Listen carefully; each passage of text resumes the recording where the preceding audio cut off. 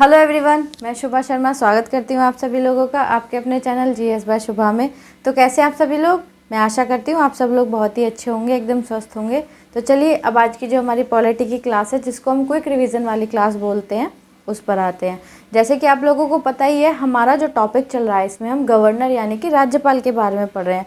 और राज्यपाल के अंदर भी हम जो अध्यादेश जारी करने के संबंध में राज्यपाल की जो शक्तियाँ होती हैं वो जान रहे हैं। और साथ के साथ हम जो राष्ट्रपति की शक्तियाँ होती हैं, जो प्रेसिडेंट होते हैं, उनकी जो पावर्स होती हैं, उनके बारे में भी साथ के साथ हम पढ़ते चल रहे हैं, क्योंकि उनकी जो दोनों की पावर्स है उसमें हम डिफ्रेंशिएट भी कर पाएँ और इजीली उनको हम अपने दिमाग में भी सेट कर पाएँ। ठीक है, तो चलिए अब हम जो इसमें जो अध्यादेश जारी करने की जो शक्तियाँ हैं उसमें हमने उनकी 8 शक्तियों के बारे में जान लिया था। तो मैंने आपको लास्ट क्लास में बोला था कि 2 शक्तियाँ और रह रही हैं अध्यादेश जारी करने के संबंध में।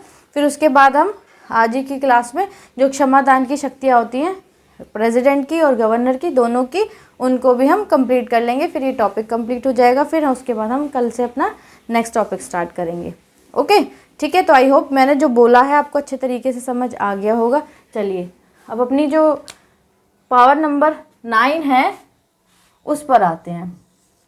तो जो पावर नंबर 9 है वो क्या बताती है? उसके द्वारा जारी अध्यादेश संसद का, किसके द्वारा जारी? राष्ट्रपति। तो उसके द्वारा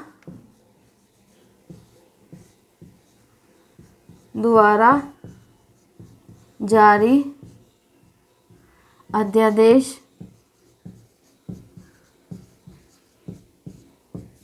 संसद का, किसका? संसद का, यानी कि जो हमारी पार्लियामेंट है उसका।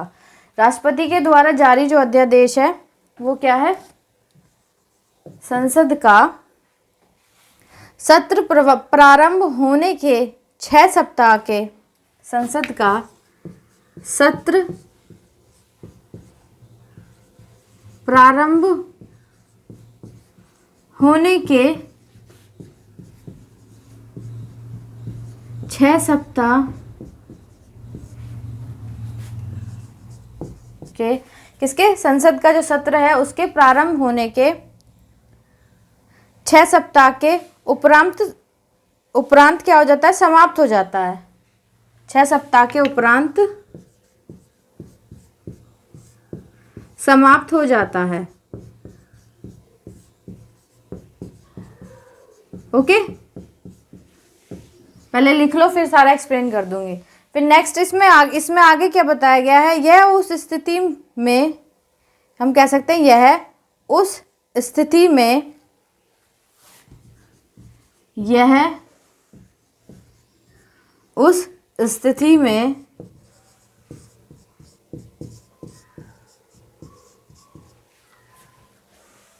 क्या है? यह उस स्थिति में पहले भी समाप्त हो जाता है जब संसद, उस स्थिति में पहले भी समाप्त हो जाता है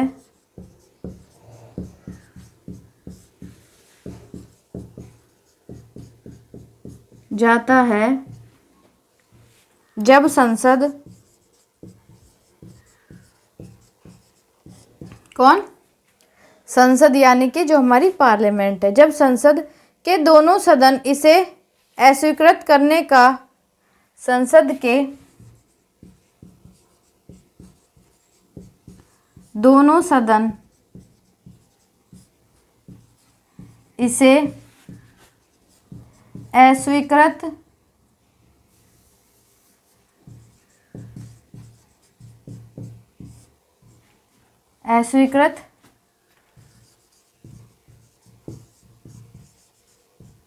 करने का, संसद के दोनों सदन इसे अस्वीकृत करने का संकल्प पारित करें। संकल्प पारित करें। तो कहने का मतलब क्या है? जो 9 पॉइंट है, या जो हम कह सकते हैं जो 9वीं शक्ति है, वो हमको क्या बताती है कि उसके द्वारा जारी अध्यादेश, किसके द्वारा जारी अध्यादेश?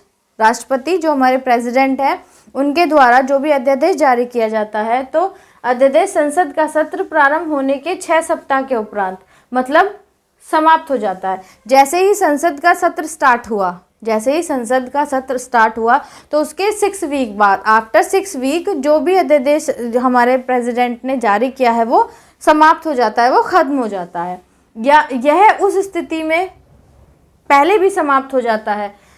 अब एक कंडीशन ऐसे आती है कि जो अध्यादेश हमारे राष्ट्रपति ने जारी किया है वो एक कंडीशन है, उस कंडीशन में वो पहले भी समाप्त हो जाता है। वो क्या कंडीशन है? वो कंडीशन ये है कि जब संसद के जो दोनों सदन हैं, जो हमारा अपर हाउस है और जो हमारा लोअर हाउस है, जो हमारी राज्यसभा और लोकसभा है, वो क्या कर दें, इसे अस्वीकृत करने का संकल्प कर दें, मतलब वो उसको स्वीकार ना करें, वो उसको एक्सेप्ट ना करें।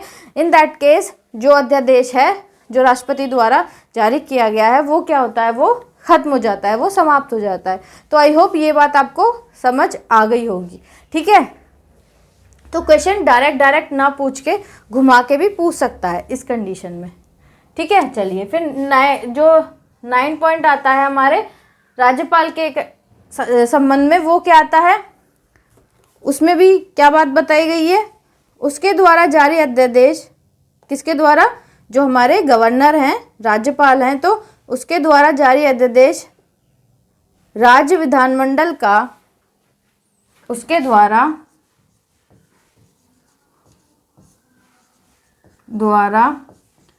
जारी अध्यादेश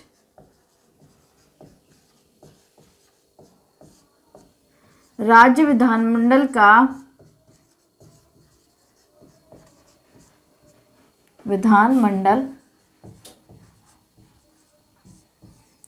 का सत्र, किसके द्वारा जारी अध्यादेश, जो हमारे गवर्नर हैं या होते हैं हर स्टेट के, वो जो भी अध्यादेश जारी करते हैं तो उसमें क्या है, सत्र का, विधानमंडल का सत्र प्रारंभ होने के 6 सप्ताह उपरांत समाप्त हो जाता है। सत्र प्रारंभ होने के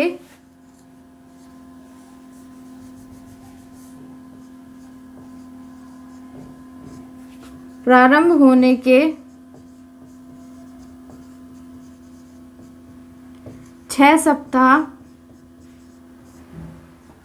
उपरांत समाप्त हो जाता है।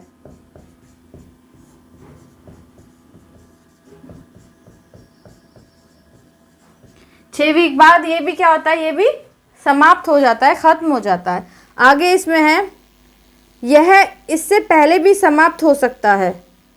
यह जो अध्यादेश है, यह 6 वीक से इनसे पहले भी समाप्त हो सकता है। यह इससे पहले भी समाप्त हो सकता है,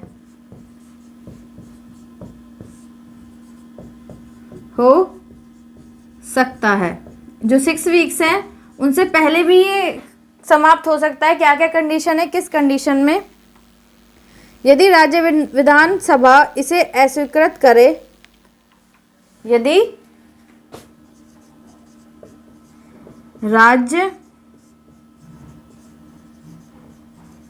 विधानसभा इसे अस्वीकृत करे,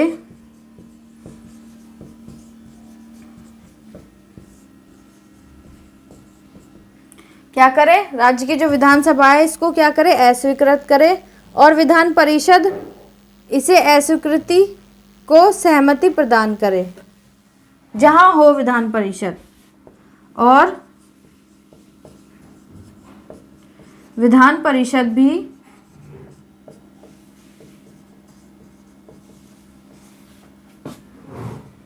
जहां हो, लिख दे रही हूं, जिस स्टेट में हो,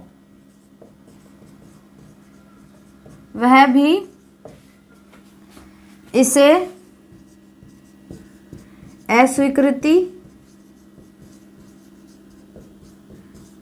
प्रदान करे। तो दोनों में सेम ही बात है, दोनों में क्या है, सेम ही बात है। अब जब भी जैसे कि संसद का सत्र स्टार्ट होता है तो ऐसे ही जो राज्य की जो विधानमंडल है, किसी भी स्टेट की जो विधानमंडल है, उसका सत्र भी स्टार्ट होता है, उसका सेशन भी स्टार्ट होता है। तो उसका सेशन स्टार्ट होने के 6 वीक बाद, कितने, 6 सप्ताह बाद, मतलब 6 वीक बाद आफ्टर 6 वीक तो वो जो अध्यादेश है वो खत्म हो जाता है। उससे पहले भी हो सकता है। उससे पहले कब हो सकता है? यदि जो विधान परिषद है या फिर जो विधानसभा है, विधान परिषद जिन स्टेट में है, पहले मैं आपको बोलती रहती हूँ कि जो विधान परिषद है हमारी नहीं, किसी भी स्टेट में के अंदर जो विधान परिषद है वो 6 है, मतलब 6 ऐसे स्टेट्स हैं, 6 ऐसे राज्य हैं जिनके अंदर विधान परिषद है। अदरवाइज और स्टेट्स के अंदर विधान परिषद नहीं है, केवल विधानसभा है। ठीक है, तो यदि जो विधानसभा है वो इस अध्यादेश को स्वीकार करने से मना कर दे, या फिर जिस स्टेट में विधान परिषद है तो दोनों विधानसभा और विधान परिषद दोनों ही उस अध्यादेश को स्वीकार करने से मना कर दे, तो उस कंडीशन में, उस केस में भी जो राष्ट्रपति द्वारा अध्यादेश जारी किया गया है या निर्माण किया गया है उसका, वो समाप्त हो जाएगा, वो खत्म हो जाएगा। ठीक है, तो दोनों ही बात बिल्कुल सेम है। तो इसीलिए मैं राष्ट्रपति का भी आपको साथ के साथ करवा रही हूँ कि डिफ्रेंशिएट भी आप कर सको, कि पता हो कि अलग अलग क्या है, मतलब कहाँ कहाँ दोनों की पावर्स में डिफरेंस आता है, और जहाँ जहाँ सेम है तो वहाँ तो आपको पता ही होगा। ठीक है, तो आई होप ये आपको समझ आ गया होगा। चलिए अब नेक्स्ट चलते हैं हमारे पॉइंट नंबर 10 की तरफ।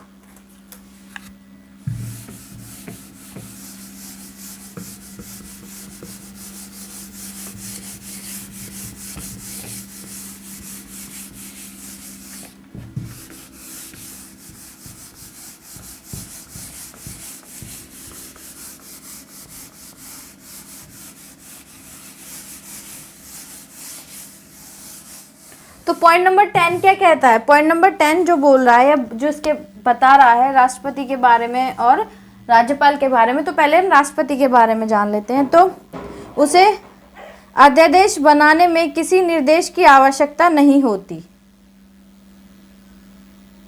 उसे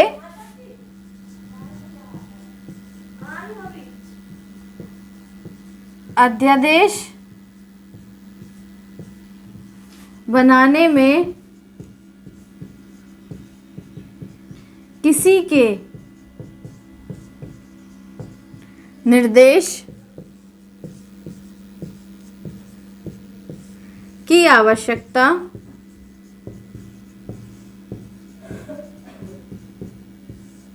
नहीं होती।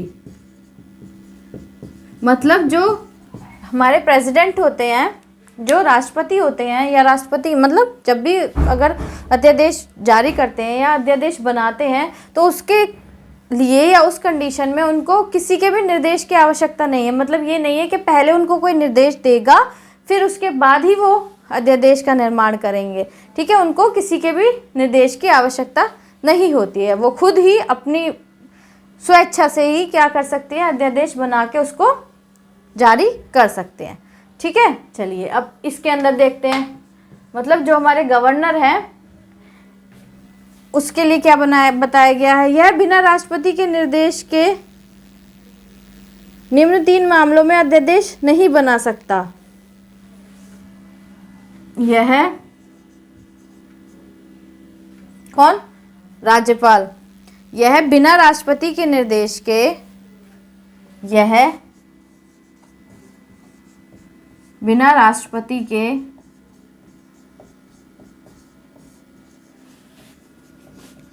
निर्देश के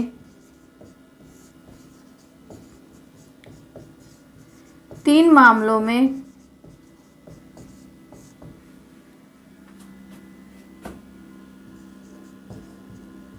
अध्यादेश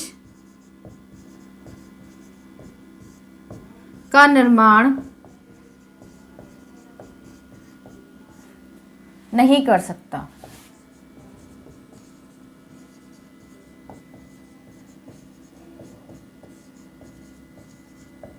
मतलब वैसे तो जो राज्यपाल हैं, जो गवर्नर हैं, वो भी क्या है, बिना किसी के निर्देश के अध्यादेश का निर्माण कर सकते हैं। बट 3 ऐसी सिचुएशंस हैं, 3 ऐसे मामले हैं जिनमें क्या है, उनको जब तक राष्ट्रपति जो प्रेसिडेंट है वो उनको निर्देश नहीं देंगे तब तक वो अध्यादेश जारी नहीं कर सकते। अब वो 3 है क्या क्या मामले? तो पहला मामला देखते हैं। पहला मामला क्या है, राज्य विधानमंडल में इसकी प्रस्तुति, मतलब राज्य विधानमंडल में विधानमंडल में इसकी प्रस्तुति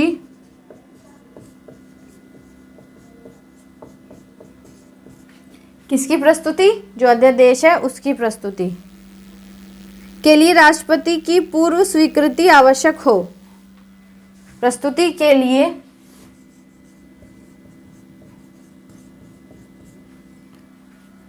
राष्ट्रपति की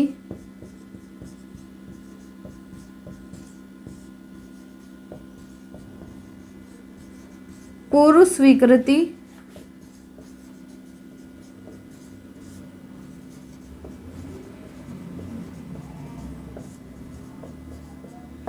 ठीक है।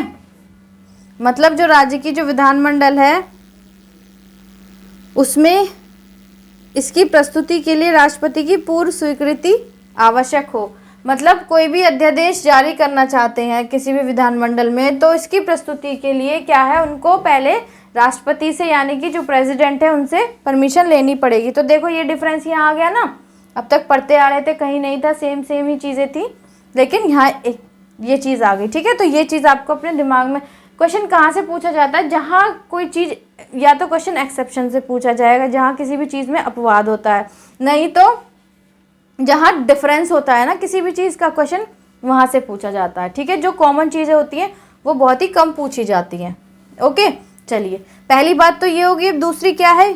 यदि वह समान उपबंधों वाले, नंबर सेकंड है, यदि वह समान उपबंधों वाले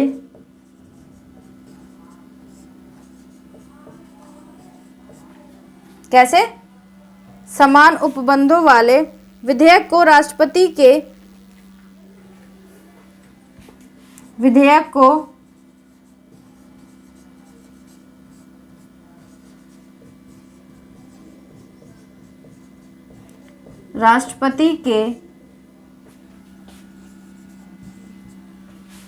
किसके?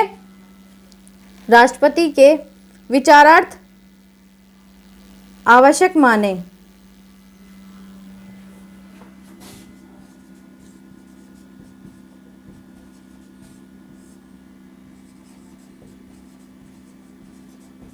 आवश्यक माने। ठीक है, क्या है?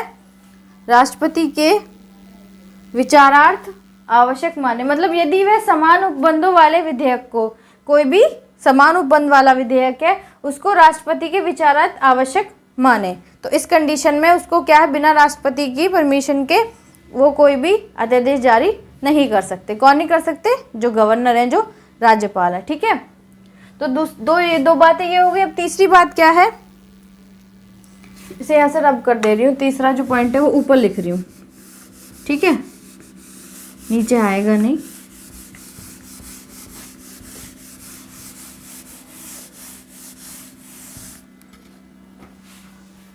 तो यहाँ पे लिख दे रही हूँ इसे। यदि राज्य विधानमंडल का, तीसरा पॉइंट क्या है, यदि राज्य विधानमंडल का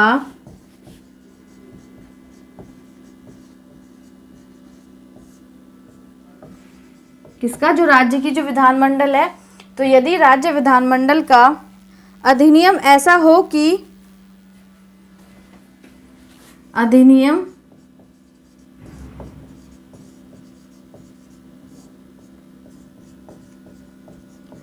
ऐसा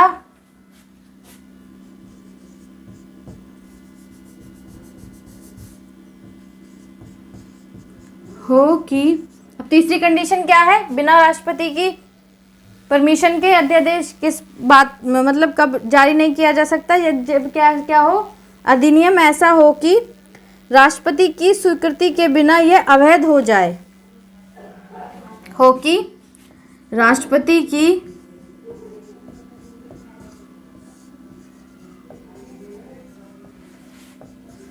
स्वीकृति के बिना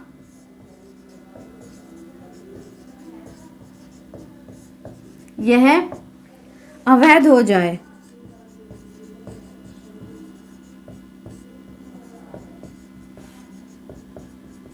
ठीक है, मतलब क्या हो, यदि मतलब विधानमंडल का कोई भी जो राज्य की जो विधानमंडल है, स्टेट की जो लेजिस्लेटिव जो काउंसिल है, तो उसमें क्या है कि कोई भी एक्ट है ना, अधिनियम ऐसा हो, कोई एक्ट इस तरीके का हो कि अगर हम उस कंडीशन में, मतलब उस अध्यादेश को जारी करने से पहले, या उस एक्ट में ये चीज़ लिखी हुई है कि यदि राष्ट्रपति की परमिशन नहीं ली जाएगी, स्वीकृति के बिना, वो क्या है, वो अवैध हो जाएगा।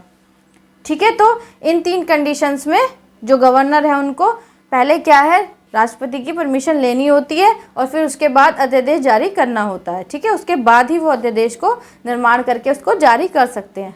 ठीक है, तो अध्यादेश निर्माण की जो शक्ति थी प्रेसिडेंट की और गवर्नर की, वो मैंने आपको अच्छे से बता दी है।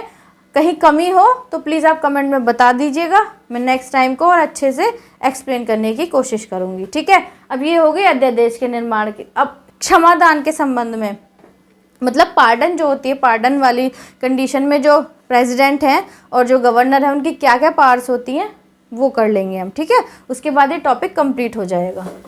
चलिए,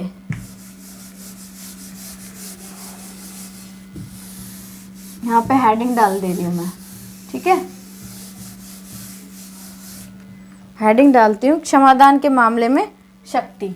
बस इतना ही आप समझ लेना। ठीक है, इतने में ही बहुत है, ज़्यादा उसकी ज़रूरत नहीं है। क्षमादान के मामले में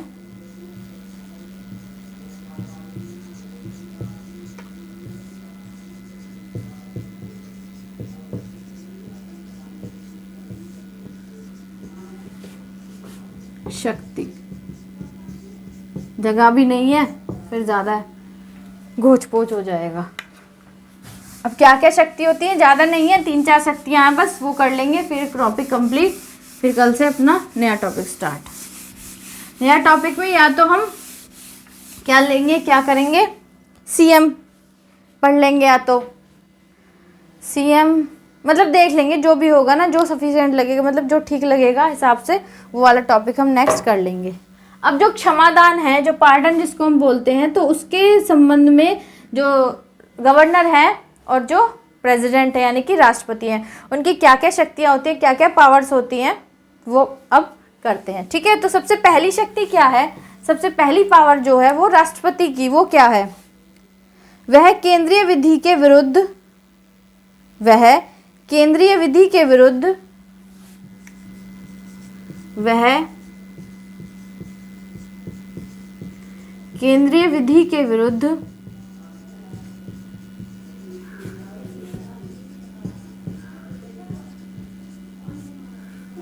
केंद्रीय विधि के विरुद्ध किसी अपराध के लिए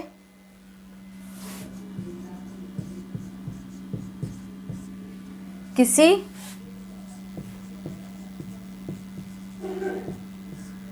अपराध के लिए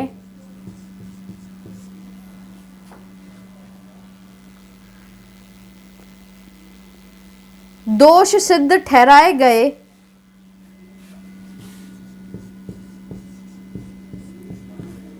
दोष सिद्ध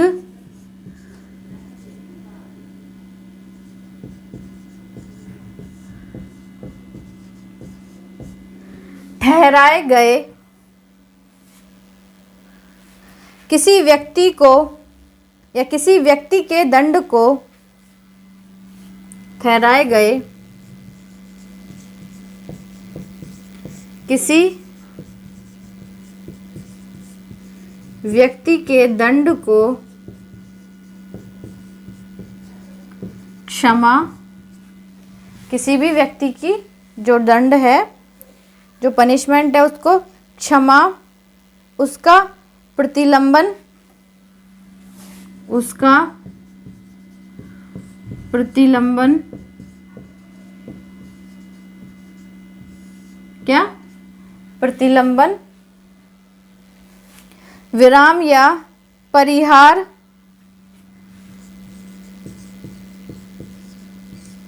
विराम या परिहार, विराम या परिहार करने की अथवा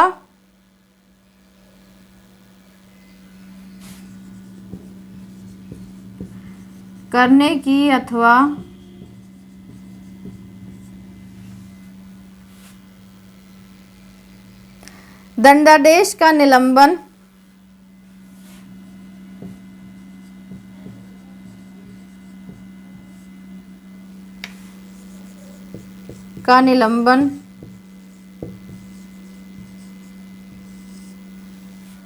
दंड आदेश का निलंबन परिहार या लघुकरण कर सकता है।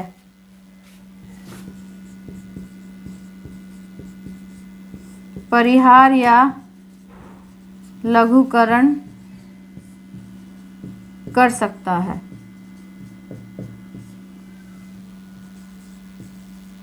तो सबसे पहली शक्ति क्या है राष्ट्रपति की, क्या बताया गया है, वह केंद्रीय विधि के विरुद्ध, मतलब जो केंद्र द्वारा जो विधि बनाई गई है उसके विरुद्ध, उसके अगेंस्ट, ठीक है, जो केंद्र में जो भी विधि है, जो भी उसमें बताया गया है, जो भी बातें उसमें कही गई हैं, जो लिखी गई हैं, तो उसके विरुद्ध किसी अपराध के लिए, कोई भी अपराध है, कोई भी क्राइम है, तो उसके लिए दोष सिद्ध ठहराए गए, मतलब किसी भी व्यक्ति ने कोई अपराध किया है, उसको उसके संबंध में दोषी ठहराया गया है, किसी व्यक्ति को के दंड को क्षमा, तो उस व्यक्ति के दंड को वो क्या कर सकते हैं, उसको क्षमा कर सकते हैं, उसका प्रतिलंबन कर सकते हैं, ठीक है, उसको कन्वर्ट कर सकते हैं किसी भी तरीके से। विराम या परिहार, विराम मतलब उस पर कुछ दिन के लिए, कुछ टाइम के लिए रोक सकते हैं करने की, अथवा दंडादेश का निलंबन, जो भी दंड आदेश दिया गया है उसका निलंबन कर सकते हैं। परिहार या लघुकरण कर सकता है, या फिर उसको कम या मतलब कम कर सकते हैं, ठीक है, मतलब किसी भी अपराधी ने कोई अपराध किया है तो उसके संबंध में राष्ट्रपति को ये शक्तियाँ हैं, वो उसकी जो सज़ा है उसको क्षमा भी कर सकते हैं, उसको कम भी कर सकते हैं, उसको कुछ दिन के लिए टाल भी सकते हैं, उस पर कुछ दिन के लिए रोक भी लगा सकते हैं, उसको कन्वर्ट भी कर सकते हैं, ठीक है। तो पहली पावर ये हो गई क्षमा के संबंध में। अब पहली पावर आती है हमारी राज्यपाल की, ठीक है, क्षमादान के मामले में।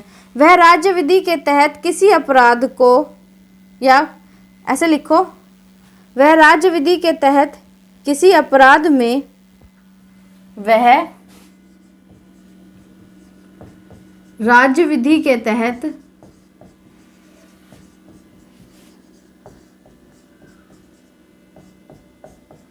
किसी अपराध में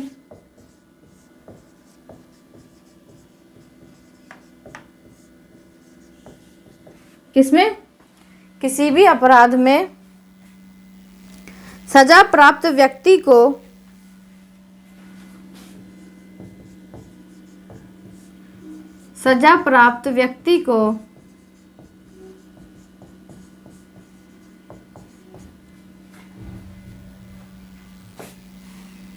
वह क्षमादान कर सकता है, या दंड की वह क्षमादान कर सकता है,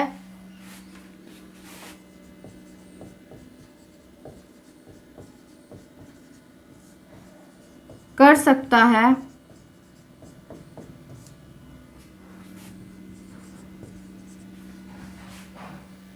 कर सकता है, या दंड को स्थगित कर सकता है, या दंड को स्थगित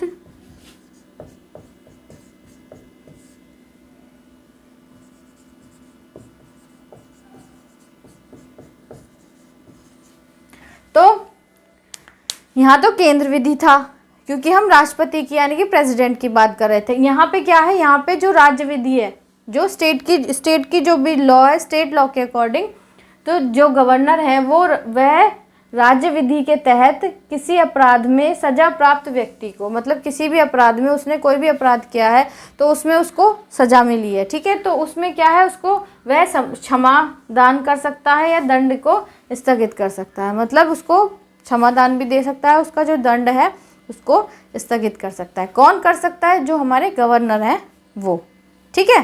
चलिए अब ये इसमें एक एक पॉइंट हो गया, अब इसमें दूसरा पॉइंट पर आते हैं। वैसे एक बात बताऊं, जो क्वेश्चन पूछा जाता है ना वो क्षमादान से ही पूछा जाता है एग्जाम में। वो पहले मैंने इसलिए नहीं बताया कि फिर पढ़ने में इंटरेस्ट नहीं होता, तो पढ़ना हमको सब कुछ चाहिए, पता हमको सबके बारे में चाहिए, लेकिन एग्ज़ाम में क्या क्या आएगा बाद में फिर वो दिमाग में भी रखना चाहिए। ठीक है, बहुत बार ऐसा कुछ नहीं है कि वहाँ से क्वेश्चन नहीं आता। बहुत बार ऐसा हो जाता है कि जो हमने जिस चीज़ को हम छोड़ देते हैं क्वेश्चन वहाँ से पूछ लिया जाता है। तो इसलिए मैंने आपको सारा करा दिया है, तो अब इसीलिए ये ज़्यादा इम्पॉर्टेंट है। दूसरी शक्ति क्या है क्षमादान के मामले में? वह सजाए मौत को क्षमा कर सकता है। वह सजाए मौत को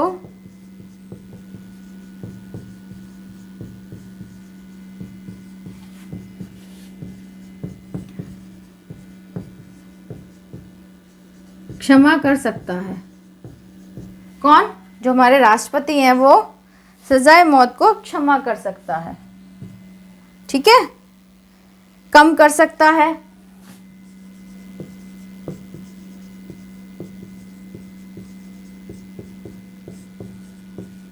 क्या कर सकता है? कम कर सकता है या स्थगित कर सकता है, या स्थगित कर सकता है, या उसको स्थगित कर सकता है या बदल सकता है। स्थगित कर सकता है या बदल सकता है।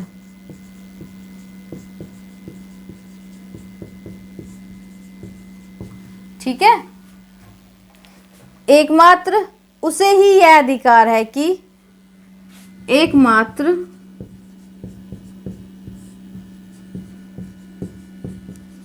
उसे ही यह अधिकार है कि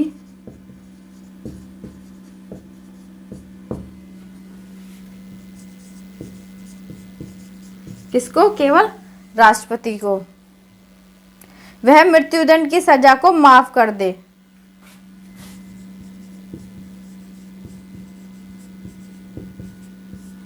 दंड की सजा को माफ कर दे। देखो ऐसे समझो, कोई पर्सन है, कोई व्यक्ति है, ठीक है, कोई भी पर्सन है, उसको किसने? हाई कोर्ट ने क्या कर दी? मौत की सज़ा सुना दी। क्योंकि हाई कोर्ट से नीचे जो लोअर कोर्ट्स होते हैं उनको इतना राइट नहीं होता है। वो जब हम कोर्ट्स के बारे में ज़्यादा जानकारी पढ़ेंगे ना, तब जब ज़्यादा पढ़ेंगे डिटेल में तब बताऊंगी। तो जैसे किसी भी पर्सन को हाई कोर्ट ने मौत की सज़ा सुना दी, उसने क्या किया? उसने अपना केस सुप्रीम कोर्ट में डाल दिया। वहाँ पर क्या हुआ?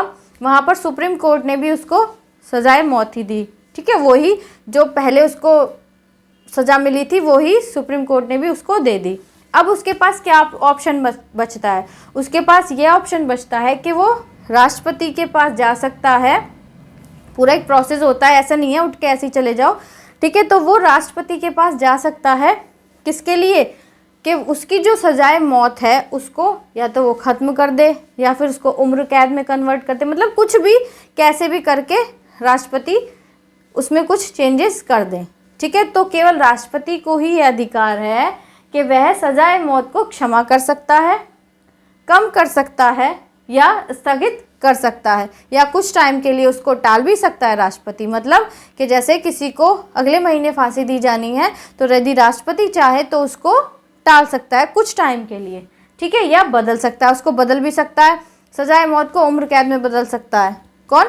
जो हमारे राष्ट्रपति हैं। या एकमात्र उसे ही यह अधिकार है कि वह मृत्युदंड की सजा को माफ़ कर सकता है। केवल एक राष्ट्रपति ही ऐसे हैं जो मृत्युदंड को माफ़ कर सकते हैं। राष्ट्रपति के अलावा कोई ऐसा नहीं है जो मृत्युदंड को माफ़ कर दे। ठीक है, तो आई होप ये बात आपको अच्छे तरीके से समझ आ गई होगी। क्वेश्चन यहाँ से बहुत बार पूछा जाता है। अब हम राज्यपाल के संबंध में जानेंगे।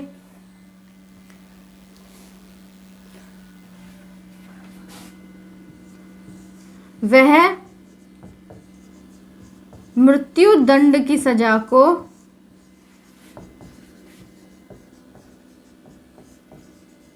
माफ नहीं कर सकता।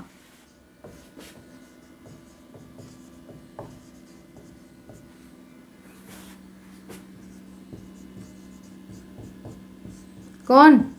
जो गवर्नर है ना, वो मृत्युदंड की सजा को माफ नहीं कर सकते हैं, जैसा कि मैंने इसमें आपको बता ही दिया था। चाहे किसी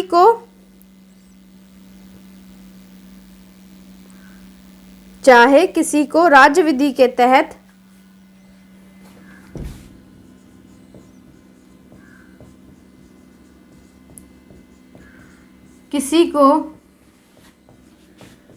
विधि के तहत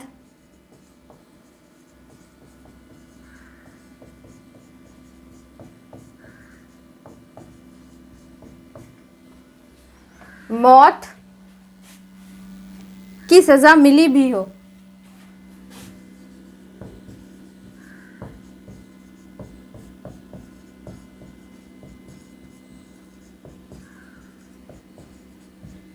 ठीक है। आगे है, तो भी उसे राज्यपाल की बजाय राष्ट्रपति से क्षमा की याचना करनी होगी।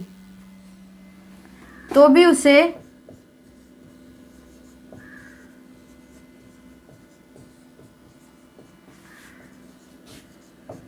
राज्यपाल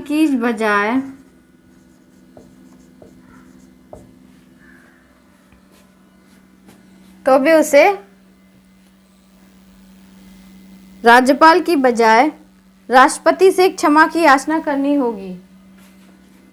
बजाय राष्ट्रपति से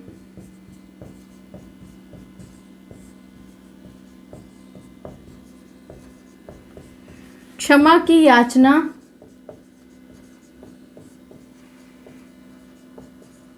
करनी होगी,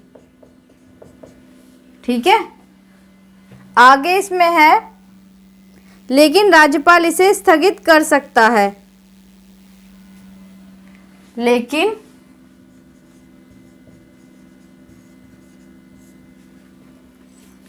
राज्यपाल इसे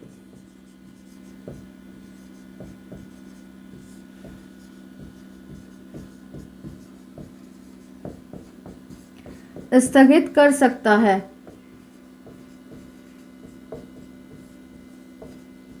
या राज्यपाल इसे स्थगित कर सकता है या पुनर्विचार के लिए कह सकता है।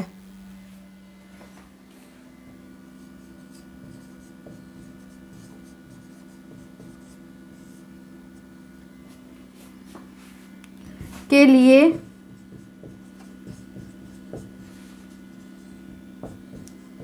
कह सकता है।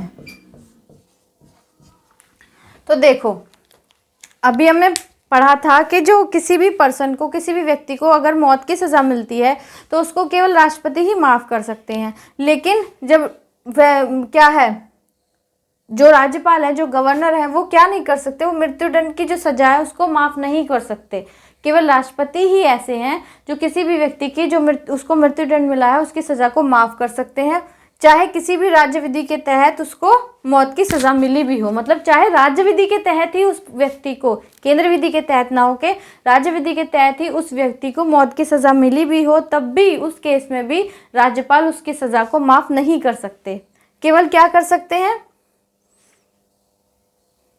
उसे राज्यपाल के बजाय राष्ट्रपति से क्षमा की याचना करनी होगी। मतलब अगर वो याचना करेगा तो उसको राष्ट्रपति से ही करनी होगी, राज्यपाल इसमें कुछ नहीं कर सकते। राज्यपाल केवल क्या कर सकते हैं, स्थगित कर सकते हैं उसको, उसकी सजा को कुछ टाइम के लिए स्थगित कर सकते हैं, या फिर पुनर्विचार के लिए कह सकते हैं कि कोर्ट ने जो भी सजा दी, जैसे मौत की सजा दी है, तो उस पर क्या किया जाए, कोर्ट द्वारा पुनर्विचार किया जाए। राष्ट्रपति केवल ये दो बातें बोल सकते हैं, कह सकते हैं। इसके अलावा वो उसको माफ़, उसकी जो मौत की सज़ा है उसको माफ़ नहीं कर सकते, ठीक है। तो आई होप ये पॉइंट आपको बहुत अच्छे तरीके से समझ आ गया होगा। चलिए अब इसमें नेक्स्ट और लास्ट पॉइंट आता है, उस पर आते हैं।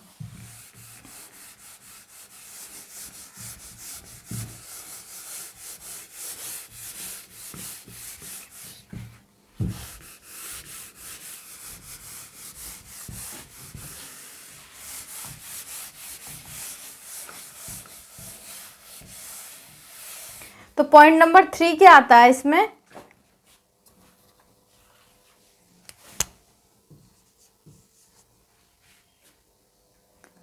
वह कोर्ट मार्शल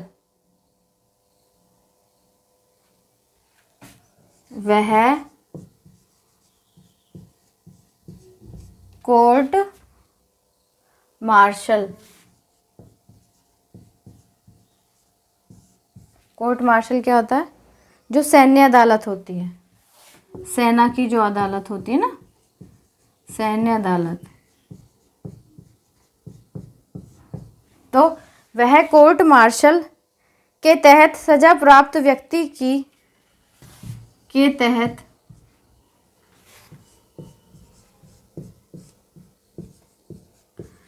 सजा प्राप्त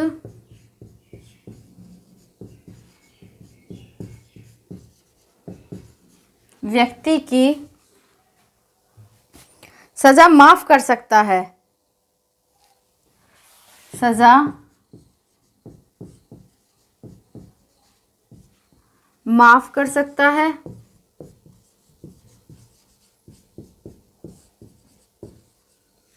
क्या कर सकता है? माफ कर सकता है, कम कर सकता है या बदल सकता है। कम कर सकता है या बदल सकता है।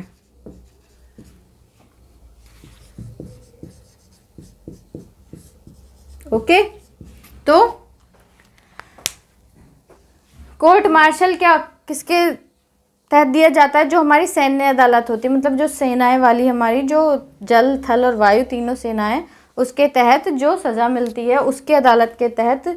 तो प्राप्त किसी व्यक्ति को सज़ा केवल राष्ट्रपति उसको क्या कर सकता है? माफ़ कर सकता है, कम कर सकता है या बदल सकता है। यदि कोर्ट मार्शल के थ्रू किसी भी पर्सन को कोई सज़ा मिली है तो उसको केवल राष्ट्रपति ही माफ़ भी कर सकते हैं, ख़त्म भी कर सकते हैं या फिर उसको बदल भी सकते हैं, और उनके अलावा और कोई ऐसा पर्सन नहीं है जो उसमें कुछ चेंजेस कर सकता हो या फिर उसको माफ़ कर सकता हो। क्यों? क्योंकि जो तीनों सेनाएं हैं हमारी, उसके अध्यक्ष कौन है? उसके अध्यक्ष हमारे राष्ट्रपति ही होते हैं। ठीक है, तो इतनी बात आपको पता ही होगी। अब इसमें जो गवर्नर से रिलेटेड क्या पॉइंट है? उसे इस प्रकार की कोई शक्ति प्राप्त नहीं है। जो हमारे गवर्नर हैं तो उसे इस प्रकार की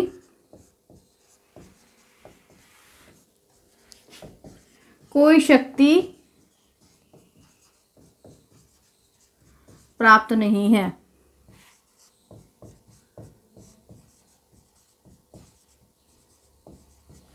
ठीक है, तो जो गवर्नर होते हैं उनको इस तरीके की कोई भी पावर नहीं होती है।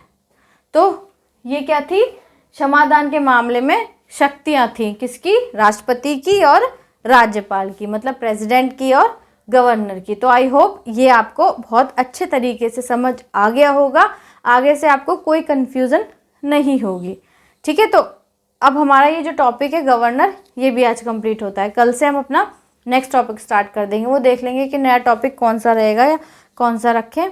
तो ये क्लास आपको कैसी लगी है प्लीज़ आप कमेंट में ज़रूर बताइएगा। अगर अच्छी लगी है तो प्लीज़ क्लास को लाइक कीजिएगा और भी बच्चों तक शेयर कीजिएगा, ताकि और लोग भी चैनल से जुड़ सके और डिटेल में जीएस पढ़ सकें। अगर आप इस चैनल पर नए हैं, पहली बार आए हैं, वीडियो को पहली बार देख रहे हैं, तो प्लीज़ चैनल को सब्सक्राइब ज़रूर कीजिएगा और बेल आइकन को प्रेस कीजिएगा, क्योंकि जो क्लासेस होती हैं वो रिकॉर्डेड होती हैं। ठीक है, किसी का कोई सजेशन वगैरह हो तो प्लीज़ आप कमेंट में बता सकते हैं। कहीं मेरी कोई कमी लगती हो तो भी आप प्लीज़ उसको बता सकते हैं, ताकि मैं उसको सुधार सकूं। सो गाइज, आज के लिए इतना ही है। अब मिलते हैं नेक्स्ट क्लास में, तब तक के लिए थैंक यू वेरी मच।